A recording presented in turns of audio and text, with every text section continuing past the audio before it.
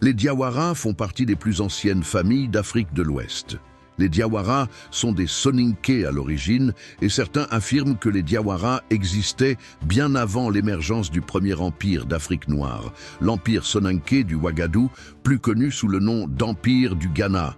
Leur nom, Diawara, signifierait fauve ou lion de Dia, une ville du Mali. Bien qu'ils soient souvent associés aux Soninké, les Diawara se distinguent et ont leur propre histoire complexe. L'origine des Diawara est souvent retracée jusqu'à un ancêtre légendaire nommé Daman Ngile ou Damangile Diawara. Selon les récits, il aurait dirigé la région de Dogofri, Nara, dans une province orientale du Sonékara, dès le 8e siècle, établissant sa résidence à Kassékara. Cette figure est considérée comme le fondateur d'une puissante lignée. Les Diawara sont indissociables du royaume de Kingui, également appelé royaume de Diarra. Ce royaume fut une entité politique majeure qui s'étendait à son apogée sur une vaste superficie d'environ 200 000 km. La ville de Diarra, située au nord-est de Nioro du Sahel, a donné son nom à ce royaume.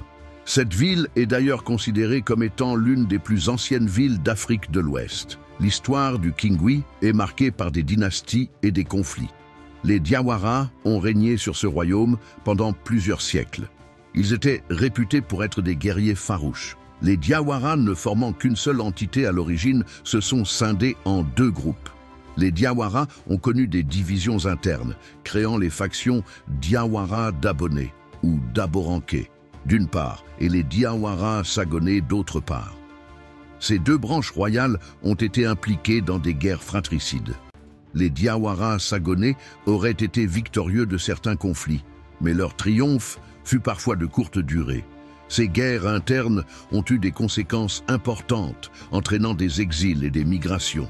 L'immigration d'Aboranké, Diawara d'Abonné, à la fin du XVIIIe siècle, vers le Fouta Toro en pays Pelache, est directement liée à ces conflits. Il s'y trouve toujours, les descendants de ces Diawara dans cette zone plus de 3 siècles après. On les retrouve par exemple à Amadi Ounaré, à Foura et à Fadiara entre autres. Ces divisions et les mouvements de population qu'elles ont engendrés expliquent en partie la dispersion des Diawara à travers l'Afrique de l'Ouest. Les Diawara sont souvent décrits comme des opposants farouches aux Maures ou Berbères qui dominaient l'empire du Ghana. Le royaume de Diarra, sous la direction de rois Diawara, comme Birante Karunga Diawara, a farouchement résisté à la conquête d'El Hadj Oumar Tall au XIXe siècle.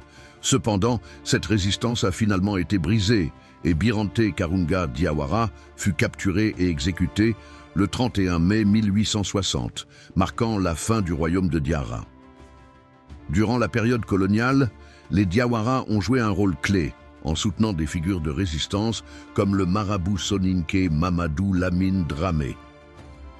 La colonisation française a également contribué à la dispersion des Diawara, qui sont devenus de grands voyageurs et commerçants, s'établissant dans de nombreux pays d'Afrique de l'Ouest, mais aussi en Europe, en Amérique et en Asie. En résumé, l'histoire des Diawara et des branches d'Abonné et Sagoné en particulier est celle d'une puissante dynastie guerrière, fondatrice d'un royaume influent dans le Sahel. Elle est marquée par des alliances, des rivalités internes, des résistances face aux empires voisins et aux colonisateurs, et une dispersion qui a fait des Diawara une communauté présente aujourd'hui dans de nombreuses régions du monde.